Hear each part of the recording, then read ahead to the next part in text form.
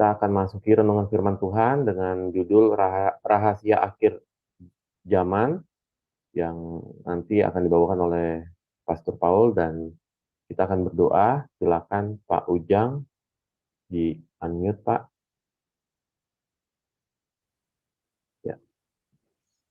Ya, terima kasih. Terima kasih Bapak, oleh karena anugerah-Mu kami bisa berkumpul di pagi hari ini, doa Ambon pagi. Tuhan Yesus memberkati kami yang hadir di Zoom ataupun yang hadir di YouTube.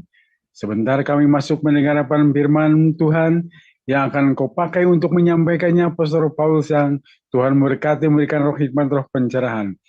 Tuhan berbicara, mengajari kami, memberkati kami, memuluskan kami, firman-Mu menjadi rema dalam kehidupan kami. Tanpa firman-Mu hidup kami sia-sia. Tuhan memberkati yang membaca firman Tuhan, Ibu Nerlian Busarma, Tuhan berkati dalam pelayanannya, juga dalam keluarganya. Terima kasih Bapak, kami siap mendengar firman-Mu. Berbicara Bapak. Amin. Amin. Terima kasih Pak Ujang. Silakan Ibu Nerliana. Baik, terima kasih Pak Mulya. Salam Pak Mulya. Halo. Salam Pastor Paul, Bu Ana, Pak Isli, dan Bapak Ibu semua yang ada di Zoom dan di YouTube. Marilah kita sama-sama membaca firman Tuhan dari kitab Daniel yang terakhir. Daniel 12 ayat yang pertama sampai yang 13. Demikian firman Tuhan. Pada waktu itu juga akan muncul Mikael, pemimpin besar itu, yang akan mendampingi anak-anak bangsamu. Dan akan ada suatu waktu kesesakan yang besar, seperti yang belum pernah terjadi sejak ada bangsa-bangsa sampai pada waktu itu. Tetapi pada waktu itu bangsamu akan terluput, yakni barang siapa yang didapati namanya tertulis dalam kitab itu. Dan banyak dari antara orang-orang yang telah tidur di dalam debu tanah akan bangun. Sebagian untuk mendapat hidup yang kekal, sebagian untuk mengalami kehinaan dan kengerian yang kekal. Dan orang-orang bijaksana akan bercahaya seperti cahaya cakrawala, dan yang telah menuntun banyak orang kepada kebenaran seperti bintang-bintang, tetap untuk selama-lamanya. Tetapi engkau, Daniel, sembunyikanlah segala firman itu, dan meteraikanlah kitab itu sampai pada akhir zaman. Banyak orang akan menyelidiki dan pengetahuan akan bertambah. Kemudian aku, Daniel, melihat, maka tampaklah berdiri dua orang lain, seorang di tepi sungai sebelah sini, dan yang lain di tepi sungai yang sebelah sana. Dan yang seorang bertanya kepada yang berpakaian kain lenan, yang ada di sebelah atas air sungai itu. Bilakah hal-hal yang ajaib ini akan berakhir? Lalu kudengar orang yang berpakaian kain lenan yang ada di sebelah atas air sungai itu bersumpah demi Dia yang hidup kekal, sambil mengangkat tangan kanan dan tangan kirinya ke langit. Satu masa, dan dua masa, dan setengah masa, dan setelah berakhir kuasa perusak bangsa yang kudus itu, maka segala hal ini akan digenapi. Adapun aku, memang kudengar hal itu, tetapi tidak memahaminya. Lalu kutanya, Tuanku, apakah akhir segala ini? Ulang, Tuanku, apakah akhir segala hal ini? Tetapi ia menjawab, pergilah, Daniel, sebab firman ini akan tinggal tersembunyi dan termeterai sampai akhir zaman. Banyak orang akan disucikan dan dimurnikan dan diuji. Tetapi orang-orang fasik akan berlaku fasik. Tidak seorang pun dari orang fasik itu akan memahaminya. Tetapi orang-orang bijaksana akan memahaminya. Sejak dihentikan korban sehari-hari dan ditegakkan dewa-dewa kekejian yang membinasakan itu, ada 1290 hari. Berbahagialah orang yang tetap menanti-nanti dan mencapai 1335 hari. Tetapi engkau, pergilah sampai tiba akhir zaman, dan engkau akan beristirahat dan akan bangkit untuk mendapat bagianmu pada kesudahan zaman. Demikian. Ya, terima kasih Bu Nerliana. Silakan Ibu Sarma. Baik, saya lanjutkan pembacaan dari Wahyu 12. Beginilah firman Tuhan. Maka tampaklah suatu tanda besar di langit. Seorang perempuan berselubungkan matahari dengan bulan di bawah kakinya dan sebuah mahkota dari 12 bintang di atas kepalanya. Ia sedang mengandung dan dalam keluhan dan penderitaannya hendak melahirkan, ia berteriak kesakitan.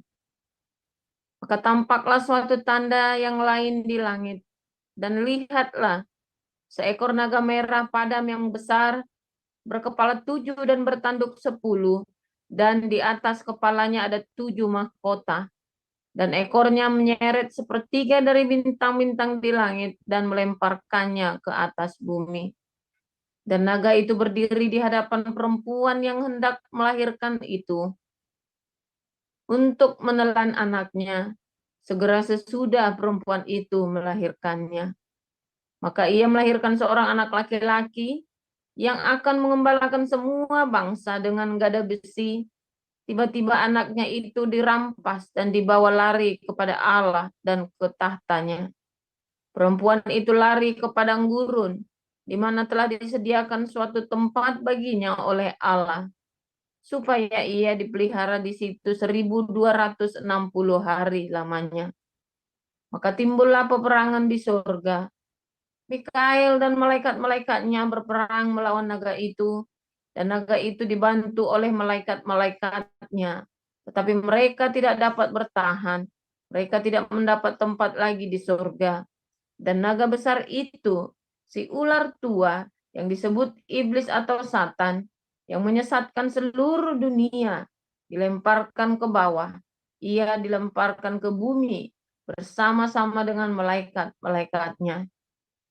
Dan aku mendengar suara yang nyaring di surga berkata, sekarang telah tiba keselamatan dan kuasa dan pemerintahan Allah kita dan kekuasaan Dia yang diurapinya, karena telah dilemparkannya ke bawah pendakwa saudara-saudara kita yang mendakwa mereka siang dan malam di hadapan Allah kita. Dan mereka mengalahkan Dia oleh darah anak domba dan oleh perkataan kesaksian mereka. Karena mereka tidak mengasihi nyawa mereka sampai ke dalam maut. Karena itu bersukacitalah, hai surga dan hai kamu sekalian yang diam di dalamnya. Celakalah kamu, hai bumi dan laut, karena iblis telah turun kepadamu dalam geramnya yang dahsyat, karena ia tahu bahwa waktunya sudah singkat. Dan ketika naga itu sadar bahwa ia telah dilemparkan di atas bumi, ia memburu perempuan yang melahirkan anak laki-laki itu. Kepada perempuan itu diberikan kedua sayap dari burung nasar yang besar, supaya ia terbang ke tempatnya di padang gurun, di mana ia dipelihara jauh dari tempat ular itu selama 1 masa dan 2 masa dan setengah masa.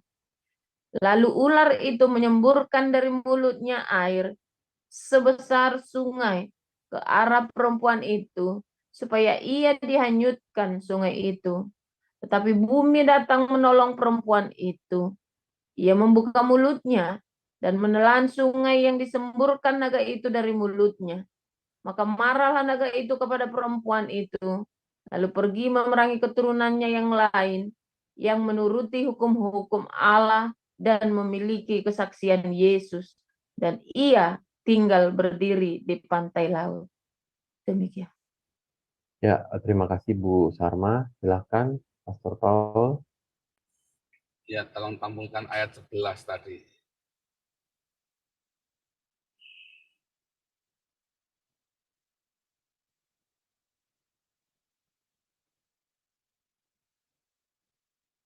Daniel maksudnya, sorry. Daniel 12 ayat 11. Oke, haleluya.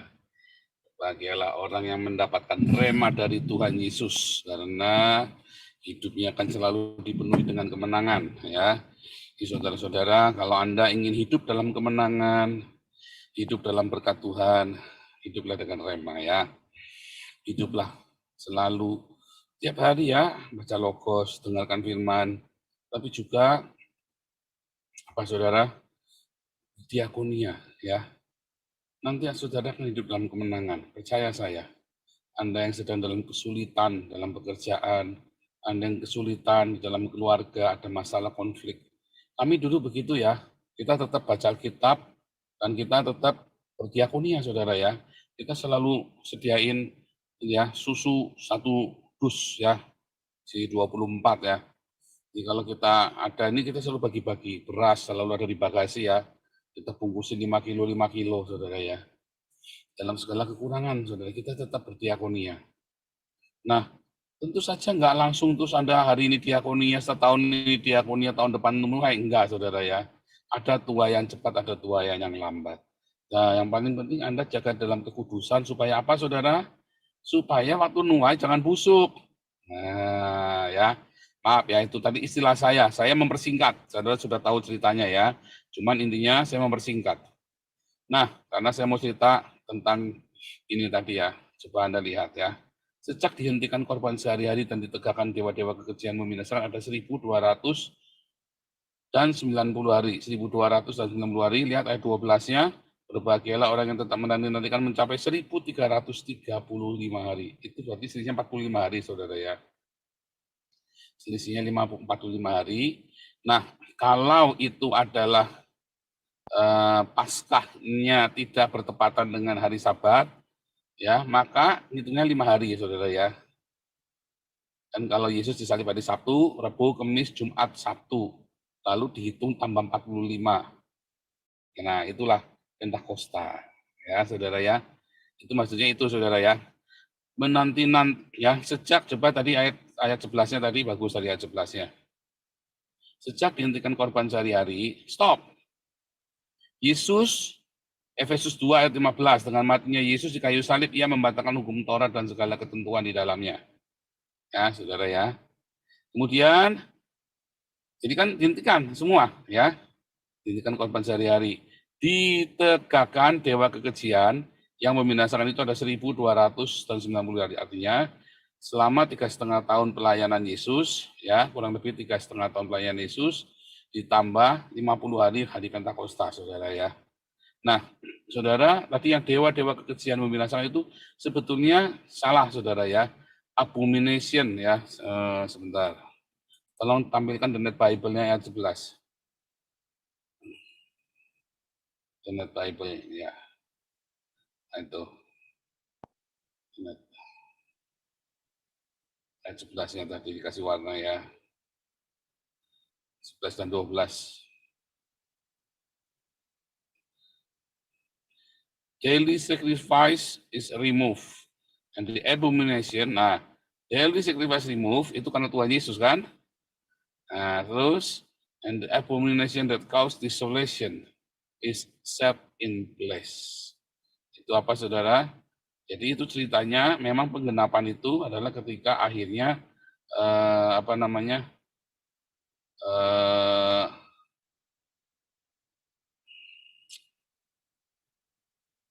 tadi kan 1.290 hari adalah cerita Yesus ya yang mati disalib ya.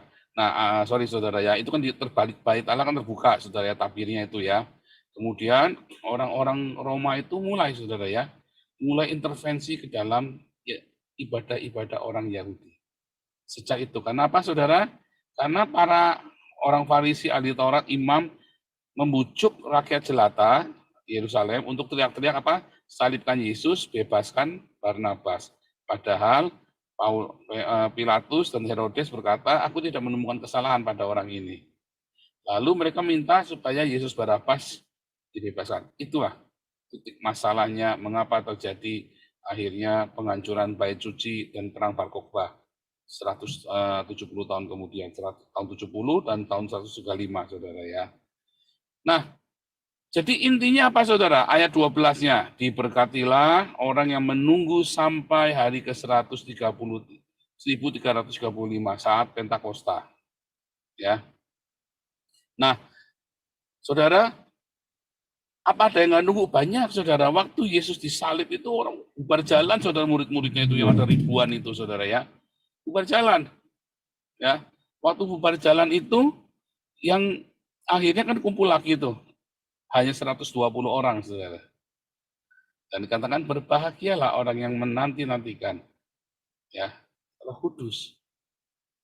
Jadi saya sedang cerita sama Anda, ya saudara ya.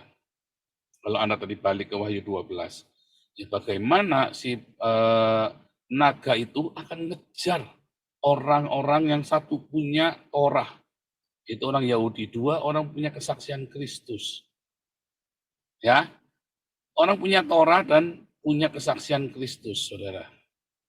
Nah, lalu tapi kalau Anda baca Daniel 11, bangsamu nanti ya ada yang akan baik dan ada yang tidak baik, ya saudara ya. Nah, itulah orang-orang Yahudi. Ada yang nanti percaya Yesus, ada yang tetap tidak percaya Yesus dan tidak dibangkitkan, saudara. Jadi tidak semua orang Yahudi tidak percaya kepada Mesias, bukan Mesias Trinitas Unitarian Oneness, bukan ya, tapi Mesias yang ada di dalam Alkitab. Tidak semua orang Yahudi yang percaya kepada Yeshua HaMashiach atau Yesus Kristus. Banyak yang percaya, saudara ya. Nah, dan mereka tetap menjaga Torah dalam hidupnya. Karena mereka percaya, tapi Yesusnya bukan yang 25 Desember, saudara ya, bukan yang Trinitas Oneness dan sebagainya itu. Jadi kalau mereka saat ini masih menantikan, itulah percaya, saudara. Itulah percaya, mereka nanti. Ya. Dan mereka menekan Mesias itu adalah Adonai mereka, Kurios mereka. Nah, lalu kalau Anda tadi baca Daniel 11 ini juga lagi cerita nanti kedatangan Islam, saudara ya. Ya, kamu nanti nggak tahu, tapi orang-orang itu jadi pemurtatan yang luar biasa, penyesatan yang luar biasa yang belum pernah ada. Penyesatan yang luar biasa yang belum pernah ada apa, saudara? Islamisasi dunia, saudara. Itu penyesatan luar biasa yang belum pernah ada di dunia ini, saudara. Bahkan berhala-berhala yang pagan-pagan Yunani dan Romawi tidak ada yang pagan Yunani dan Romawi tidak bisa mengalahkan agama Babel ini, Islam ini, saudara. Itu yang disebut dengan penyesatan yang luar biasa, saudara. Nah, lalu bagaimana cara menghadapinya? Ya, bagaimana di akhir zaman ini Anda bisa menghadapinya? Hanya dengan Roh Kudus, saudara. Nggak ada cara lain. Kalau Anda penuh dengan Roh Kudus, menanti-nantikan, maka Anda akan bisa menghadapinya, saudara. Mengapa saya banyak membaptis orang-orang dari Islam ini, saudara? Ya, banyak sekali dan rasanya kok tidak terlalu sulit ya membaptis mereka. Kita penginjilan dari YouTube ini saja, ya, Damar Kasih sudah berapa banyak tuh, berapa puluh tuh ya. Seorang saya sampai udah nggak ngitung lagi, saudara ya. Tiap minggu ada yang dibaptis. Lalu beberapa komunitas Murtadin gabung sama kita. Ini Pak Ujang CS ini ya, dan siapa lagi kemarin itu ya. Kemudian bergabung dengan kita, dan mereka juga membawa jiwa-jiwa, saudara ya. Jadi bagaimana dong, saudara, kalau melihat kondisinya seperti itu? Menunjukkan bahwa mengapa komunitas ini berbuah, sementara komunitas yang lain sama-sama mengembur Islam, tapi nggak ada buahnya. Nah, apakah karena saya hebat? Apakah karena Pak Alex hebat? Enggak, saudara. Biasa aja. Karena kita meninju nggak sembarang ninju, karena kita berlari nggak sembarang lari. Kita ada tujuan. Dari mana kita tujuannya kita punya? Karena dari rema, ya. Karena kita punya rema. Mengapa bisa ada rema? Karena ada logos ditambah dengan kita berdiakoni setiap hari. Lalu jadilah rema. Rema itulah yang menjadi iman. Dan rema itulah perkataan remanya Yesus adalah perkataan-perkataannya Yesus yang disebabkan karena Roh Kudus, saudara. Remaku adalah pneuma dan zoe, katanya Yesus. Rema itulah roh, saudara. Itulah baptisan Roh Kudus. Makanya bagaimana Anda bisa baptisan Roh Kudus? Bukan yang bukan, saudara, hati-hati, saudara. Tapi milikilah logos setiap hari Anda baca dengan teliti. Makanya saya selalu tak komplain kalau Anda lagi baca dilompat, terus Anda pemikirannya beda. Ayatnya bilang apa, Anda mikirnya kemana? Langsung saya tegur. Stop. Buka ayatnya, bunyinya nggak begitu. Nangkap ya, saudara ya. Karena kalau baca juga kudu yang benar. Makanya ikutilah kelas evangelis, nanti Anda selalu dituntun. Kalau lagi baca dan lagi bertanya, jangan marah kalau saya bilang stop. Ayatnya nggak begitu bunyinya. Biasa. Kan Anda juga lagi belajar. Namanya lagi belajar. Gitu ya, saudara ya. Diajarin baca ayat yang benar loh, saudara ya, di kelas evangelis itu. Kemudian Anda diajari diakonia. Setelah diajari diakonia, kita tunggu. Logos ini nanti jadi rema. Masalahnya Anda tidak berdiakonia, malah Anda ikutan malak. Lah repot, saudara. Pak, saya miskin sekali. Miskin-miskinnya saya dulu, ya cuman punya nasi 1 bungkus, saya bagi 2 sama teman saya, saudara. Serius, saudara. Anda nanti suatu hari akan menuai. Kok cuma 1 bungkus kasih 1 bungkus? Oh enggak. Yang namanya tuayan, Anda nanam 1 butir padi, panennya ratusan kan? Anda nanam 1 butir padi atau 1 kilo beras, apakah Anda panennya 1 kilo? Enggak, 1 kilo Anda nanam, itu bisa 1 ton, saudara, panennya nanti. Ya, ribuan kali. Ya, jadi sekalipun Anda miskin, sekalipun Anda tidak punya uang, jangan mental kere, saudara. Percaya saya, belajarlah menabung. Tetap kalau ada di komunitas ya tetap kita bantu. Tapi Anda sendiri belajarlah menabung. Walaupun Rp10.000, Rp50.000, belajar supaya mentalmu jangan mental kere, saudara.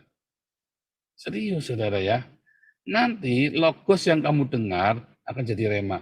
Rema itu kalau penuh dalam hidupmu, Anda melimpah dengan rema, itulah yang namanya Roh Kudus. Sehingga Anda bisa menghadapi ya banyak sekali masalah-masalah dalam kehidupan dengan berkemenangan. Simpel, saudara ya. Serius, sesimpel itu hidup itu, saudara. Lalu para pendeta, para teolog bikin jadi ribet. Kamu kudu percaya Trinitas, Yohanes Unitarian, dirumus, di kota katuk, simsalabim, jebret, jebrol. Ternyata jadi Triteis. Ternyata jadi pagan semua. Kacau, saudara. Kenapa? Karena Anda itu tadi wahyunya jebrol, ndak karu-karuan. Ayatnya bilang apa, kamu otaknya kemana. Jadi jangan mikirnya begituan. Fokus, saudara, berbuah. Ya, kemarin kita sudah belajar ya. Yesus yang lain adalah Yesus yang kudu, maksa kudu Trinitas Yohanes Unitarian.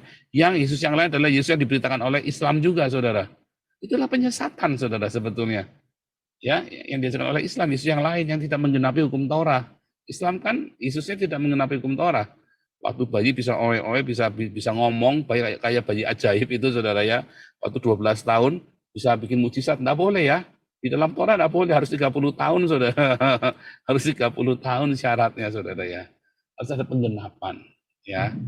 Itulah Yesus yang lain yang diajarkan oleh Muhammad. Apakah roh yang lain? Roh yang tidak memberikan hasil berbuah, kasih sukacita, damai sejahtera, kebaikan, kemurahan, kelemah lembutan, kesabaran, kesetiaan, penguasaan diri, ya, saudara ya. Itu harus ada buahnya ya, buah roh. Galatia, roh ya buahnya roh. Lalu apakah Injil yang lain? Injil yang mengatakan bahwa keselamatan hanya melalui Trinitas atau Oneness atau Unitarian. Sebab Injil yang benar adalah keselamatan melalui Tuhan, Majikan, Adonai, Kurios, Yesus, dan kita percaya bahwa Ia adalah juru selamat kita. Roma 10 ayat 9. Simpel ya saudara ya. Nah, bagaimana cara menghadapi penyesatan-penyesatan? Kalau Anda fokus diakonia, Anda nggak akan ikut sesat. Di kita banyak yang Trinitas, di kita banyak yang Oneness, banyak yang Unitarian, nggak ada yang sesat. Hidupnya damai, tenang-tenang saja, berbuah. Itu saudara ya. Tuhan Yesus memberkati.